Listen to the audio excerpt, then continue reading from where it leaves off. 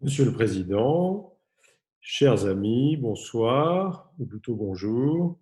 Merci tout d'abord de me permettre d'être parmi vous malgré mon absence en présentiel avec vous, et sachez que je le déplore. Merci également à mon ami Omar Berbiche, le président de la SAMIR, pour son invitation fidèle parmi vous lors de ce symposium de surface oculaire à la SAMIR.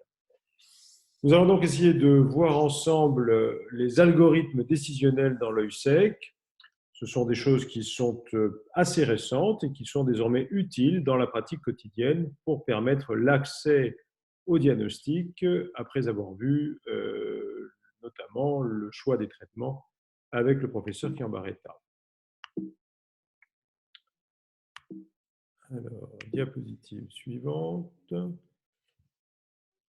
La sécheresse oculaire, ce sont avant tout des symptômes exprimés par nos patients, des symptômes non spécifiques, et c'est bien le problème du diagnostic, d'où la nécessité d'avoir des algorithmes. Et puis, ce sont des symptômes non proportionnels à la sévérité, c'est-à-dire que l'expression par le patient ne peut en aucun cas être corrélée avec ce que nous allons trouver au niveau de la surface oculaire. Ce sont classiquement des symptômes d'ordre sensitif, qui sont évidemment centrés sur la douleur, sur la gêne, les sensations d'œil sec, de sable par exemple. Mais vous le savez aussi, ça peut également être des symptômes fonctionnels et guidés notamment par une altération de la qualité de la vision, par une fluctuation de cette vision. Les signes cliniques donnés par l'examen classique à la lampe à fente nous seront donnés classiquement par l'utilisation des colorations, la fluorescéine, l'examen attentif des annexes et des paupières en particulier, de la marge palpébrale, sans oublier le Schirmer, dont je dirai un mot tout à l'heure. Un exemple ici d'une étude possible du retentissement fonctionnel de la sécheresse oculaire sur la vision avec cet appareil qui nous vient du Japon, avec l'évaluation de la Functional Visual Acuity. Vous savez, le patient qui souffre de sécheresse oculaire est souvent capable d'avoir 10 dixièmes. Il est moins fréquemment capable de maintenir cette acuité maximale parce qu'il est incapable en fait de garder son œil ouvert et d'avoir une qualité épithéliale cornéenne suffisante pour maintenir cette qualité. On peut bien sûr l'étudier avec des imageurs de cornée, mais la fluctuation de l'acuité visuelle imagée par ce diagramme de FBA illustre bien ce que ressentent nos patients, cette difficulté qu'ils ont, par exemple à la conduite, à maintenir une acuité visuelle maximale et performante dans le temps. Et pourquoi? Eh bien, parce que le film lacrymal, pardon, reste le premier dioptre de l'œil, c'est le premier contact avec le milieu extérieur. Et vous le savez, quand il y aura un œil sec, il va y avoir altération de ce film lacrymal, altération irrégulière, qui va générer des rayons de courbure irréguliers au niveau de la surface cornéenne, et donc un astigmatisme irrégulier qui peut dépasser la dioptrie. Exemple typique de cette cornée avec, vous le voyez, ces zones sèches qui vont représenter un peu ce cabossage du film lacrymal et ainsi donner un flou visuel qui sera parfois important. Alors, faire un algorithme, c'est standardiser et, si possible, simplifier l'approche diagnostique. Alors, peut-être que ce tableau, a priori, n'est pas véritablement simplificateur et pourtant, il est issu du DUBES 2 que vous connaissez de 2017 et part de la présentation du patient.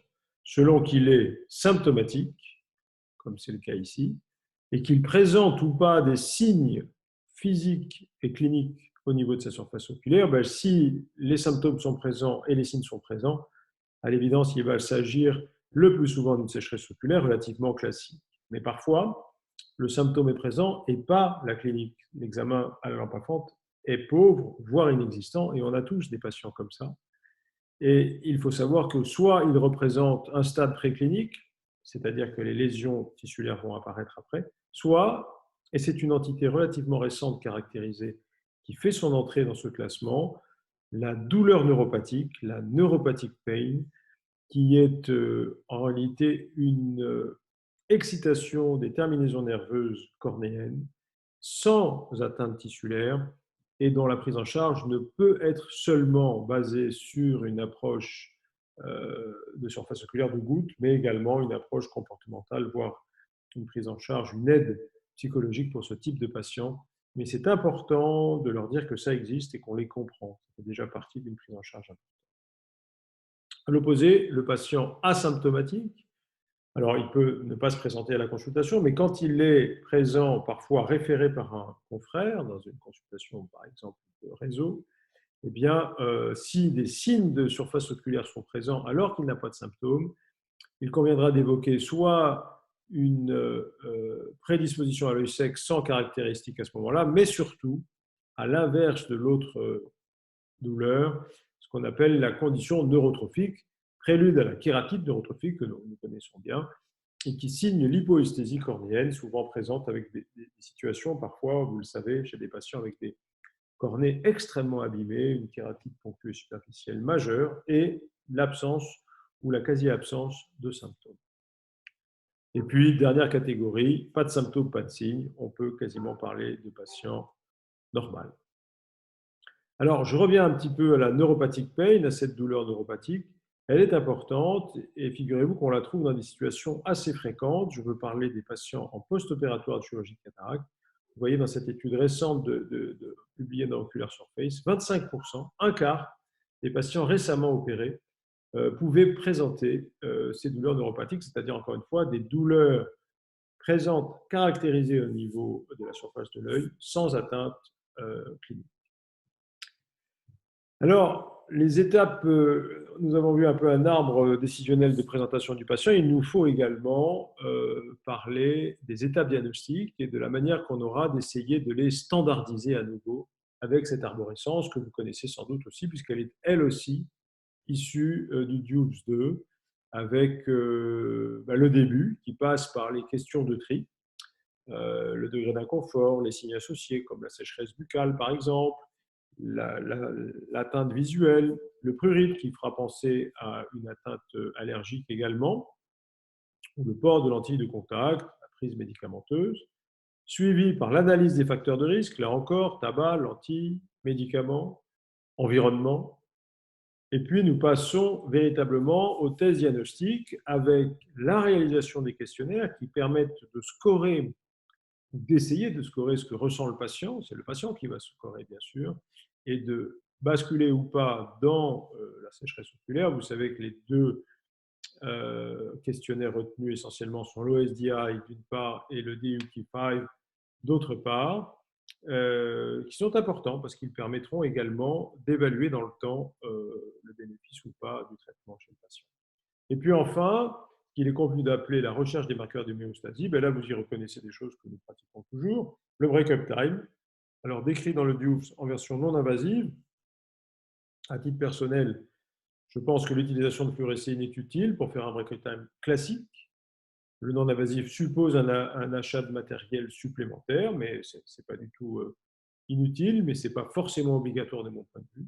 En revanche, je suis plus critique sur le test de l'osmolarité, que je ne pratique pas à titre personnel, mais qui est recommandé essentiellement par des confrères américains, je crois, et l'utilisation évidemment du staining cornéen et conjonctival à l'aide de la fluorescéine, d'où l'utilité de mon point de vue de réaliser un break-up time dit classique.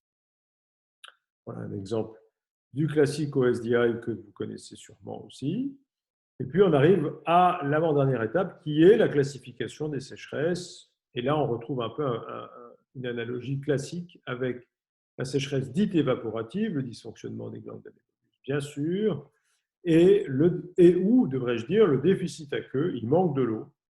Et donc, il y aura, de ce point de vue-là, une diminution aqueuse. Alors, une petite parenthèse, moi, j'aime bien réaliser le Schirmer parce que je trouve qu'il quantifie très bien ce déficit aqueux. On n'est pas obligé de le faire à chaque fois, mais sur une consultation inaugurale, ça paraît, de mon point de vue, intéressant. Enfin, et vous le savez bien, il existe une quantité de patients qui se situent entre les deux, entre ou en association des deux. Ça s'évapore, il y a un dysfonctionnement mémorien, mais il y a également un déficit aqueux. Une illustration ici de cette hauteur du ménisque lacrymal qui est utile pour quantifier cette atteinte de déficit aqueux. et les appareils d'exploration modernes donnent assez facilement ce type de renseignements et permettent de quantifier et de reproduire dans le temps également. Donc, vous voyez cette petite diapo pour rappeler qu'en 10 ans, DUBS 1 2007, DUBS 2 2017, alors on attend sûrement le 3, eh bien, on a une simplification de cette classification avec en gros le déficit aqueux, l'évaporation et ces formes mixtes importantes puisqu'on estime que entre 30 et jusqu'à 70% des sécheresses seraient en fait mixtes avec une composante aqueuse et une composante évaporative également.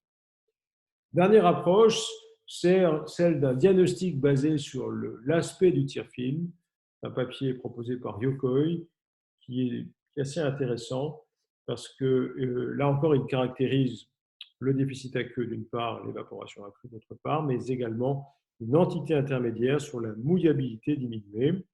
Et alors, il est basé sur la dynamique du film lacrymal et puis les patterns, les aspects de ce break-up time, ici décrit dans la publication du Yokoi, de mon point de vue assez difficile en pratique quotidienne à caractériser, 6 entités différentes, quand même pas si simple que ça, et pourtant avec un intérêt sur l'approche thérapeutique, puisque de ce concept diagnostique, il évalue également un concept thérapeutique, essayant d'associer à chaque déficit un traitement particulier, inflammation, atteinte des cellules épithéliales, anti-inflammatoires, déficit mucinique, approche avec des produits plus épais type acide hyaluronique par exemple, déficit aqueux, larme artificielle, déficit lipidique, prise en charge hygiène palpébrale et prise en charge par substitut contenant une portion lipidique. Voilà, je vous remercie de votre attention et formule le vœu de vous retrouver en présentiel tous ensemble le plus vite possible. Merci à tous, merci à vous et à bientôt.